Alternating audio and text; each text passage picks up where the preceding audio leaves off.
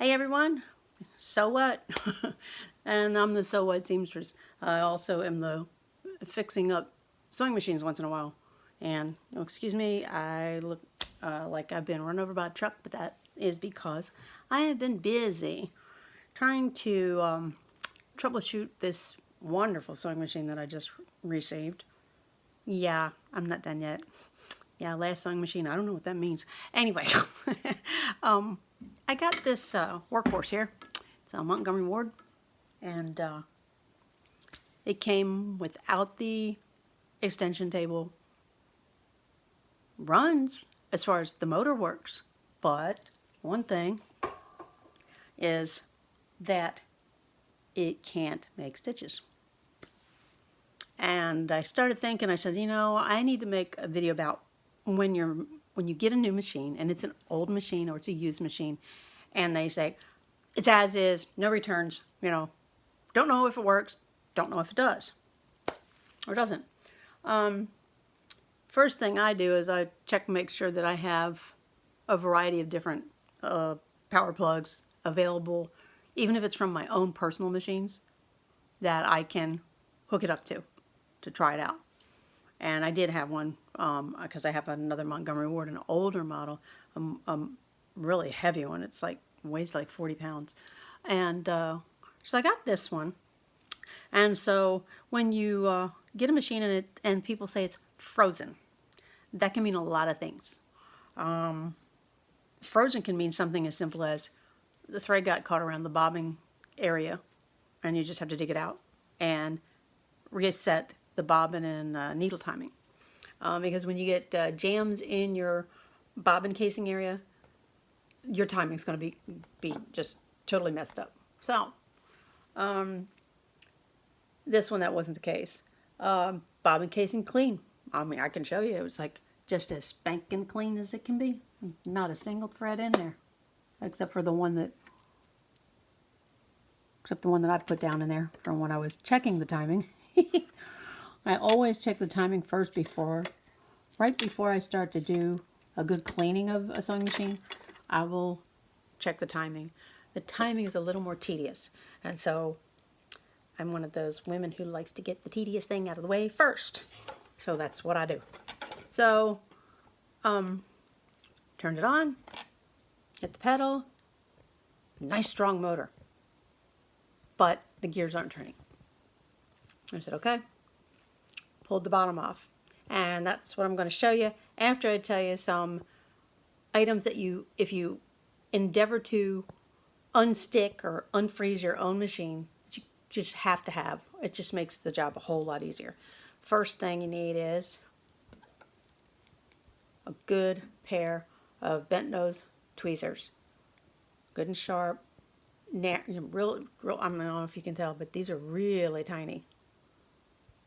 But they can get into so many different places. And when you're working underneath, you don't want to like grab something you don't want to grab. The other thing that's invaluable, for me anyways, with the older machines, I've collected some of the little screwdrivers. And some of them are awesome, like really super tiny. And what I use these for is I'll take these and put them like in a paper towel and then go and wipe, because my fingers can't get in there. So I'll use the little skinny screwdriver to wipe the paper towel in the machine for me. Okay. Another thing I just discovered, which I'd never thought about using it for a sewing machine. You know those dental kits you get where you have a toothbrush, you have the metal pick to pick off the calcium deposits and stuff like that, and then there's that little mirror. Oh yeah, this little guy. You can see lots of stuff in there. You can finally figure out what is affecting what and what you might need to do before you go and bother to spend Lord only knows how much for someone to repair it for you when you might be able to do it yourself. It's a very empowering thing when you have a sewing machine that you depend on and it goes on you and you're like, great, now I got to pay someone to fix it. No, you don't. You can always call me. Anyway, what I found with this machine, and two other things. But one of them I just discovered by watching a video. I think it was on AndyTube, it might have been, or it was another gentleman, but kept talking about this wonderful formula called Crud Cutter. Now, it's not cheap. It is a little on the pricey side, at least for my pocketbook. So, considering I use the little screwdrivers as little tools to help with cleaning stuff off, I got the wipes. And this is the Crud Cutter wipes. These things are fabulous. I love them. They're good. They're extra. They're moist. They're wet, and they do a good job. I'll show you what I'm talking about in a minute. The other tool I just thought of too is, you ever seen these little metal tray things with a heavy-duty magnet underneath? When you are taking screws out, springs, whatever, metal that is magnetic, that a magnet will adhere to, you got to have one of these. I can't tell you how many times I've scrambled on the floor before I discovered these and lost screws. You do not want to lose a screw in a sewing machine because they're really, if you have to replace them, it takes a long time to get them. Then you have to look around to find who's selling them or who's parted out a sewing machine in order to get the screws you need to just close it up. It's annoying. All right, the other thing is Q-tips, obviously, and rubbing alcohol. So what I've done in this case was I broke down the gunk that I found underneath in the gears of the bobbin race. It looked like taffy, real thick taffy, basically. And I used the rubbing alcohol because it doesn't hurt the metal, it doesn't hurt the plastic, it doesn't hurt anything in the machine, and it dissipates because the alcohol evaporates ultimately. But you wipe it down after you use it. And then I used the Crud Cutter cloth to clean off the mess. Between that and the little skinny screwdrivers, little tweezers, and sometimes you find another thing that caused even the grease to get botched up. Loose threads. I couldn't see the thread that was in the bottom of the sewing machine until after I got a lot of the gunked up grease, the dried up stuff, until I got it out. I don't know if you can see it. I'm going to try to show it to you. Let's see. I don't know. I'm going to try to shed some light down there. Now, I don't know if you can see at the very bottom, but I can't see what you're seeing. There's a little thread to the right. Let's see if I can point to it. Right here. See that? It's that kind of stuff that will tear your machine up. Now, get that stuck over there. But all in here, and you can still see some of it, there's this real thick, cream-colored, nasty stuff, which is probably the manufacturer grease. That's what it looks like. The only gear grease that I use is the, sorry about that. The only grease that I use is the Tri-Flow. It's a synthetic. It doesn't gunk up like the factory greases. And I just wanted to share some of that with you because I hear so many people who have brought their machines to me and it's like, it's froze up, it's dead, it doesn't work. And I go, let me take a look. And almost always it's just a couple factors. It's either threads in the bobbin casing area down like I was showing you, down here where the gears are, down here, down in here. It's a combination of grease or threads, or where something has wriggled out of place and frozen that spot because it didn't get regular oiling. Oiling your machine, I would say, if you use it a lot, you might have to do it more than once a month. If you don't use it a lot, once a month should be plenty. And you don't drown it. Please do not drown your machine in oil. It'll tear up so many different things. Just a little drop on, I call the elbows, or where metal meets metal. Ultimately, you look at your manual. Your manual, when you get it, it'll tell you where the oil spots are.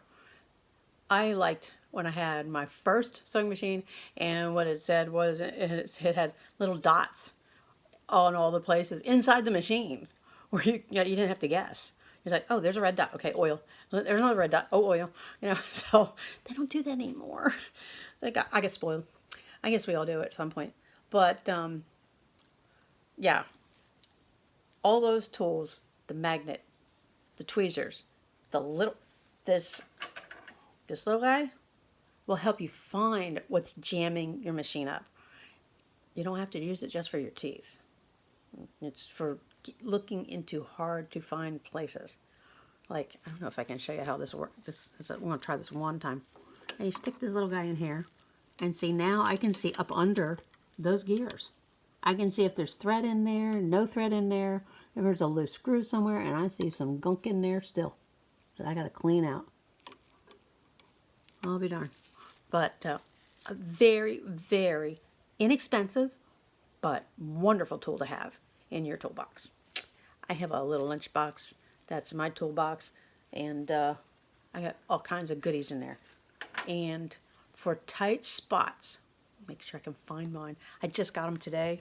It's another, there you go, here they are. You can get them on Amazon. It's these teeny tiny, they're about 1 inch high, little screwdrivers. You get a set of, there's a Phillips, excuse me, and there's a flathead. There's a flathead one right there. So the screws on the needle plate, that sometimes the way the head of the machine gets in the way, you can reach right in there with those, get the screws out. Don't have to yell at the machine or anything. Okay, well, I am going to be doing some instructional and tutorial videos in the next couple of days, so keep your eyes open for it. I am going to be doing another shout out to Ms. Taylor. And Ms. Taylor, who is a brand spanking new sewing person, we're going to do a pillow for her. I'm going to show her because I sent her some fabric because she likes orange. And so I gave her some orange fabric for her first pillow. She hasn't shown me a picture yet, so I'm guessing she hasn't made one. So I have some extra of the same orange fabric, and I'm going to make a pillow to challenge her to make hers. I think that'll be a lot of fun. The other thing I'm contemplating is a different style of bonnet for the very beginner. That was brought up by one of my subscribers or individuals who liked my page. And I said, yeah, just because I like reversible ones, not everybody needs one or wants one, but just wants a bonnet. So I'll be doing that one either right after the pillow or maybe at the same time. Just depends. But anyway, yeah, this is what I do. I start doing maintenance on machines when I don't feel like sewing, and it actually is a good thing because it kind of breaks it up. But if you liked what you saw and you'd like to see more, I mean, I can do more of these. I work on the vintage ones predominantly because that's mostly what I have. As I've said, I'm like, they are durable, they will last, and they do some really awesome stuff. And I have a couple of unique, I've been told kind of rare machines, and they're not going anywhere. They're staying right here. Okay? But seriously, leave comments. I love to read them. And let me know what you'd like to see. I mean, I can come up with ideas all day long, but it may not be what you want to see. So, if you would, drop a comment. Let me know what you like, what you don't like, and we will run with it. And as I always say, happy sewing. Bye.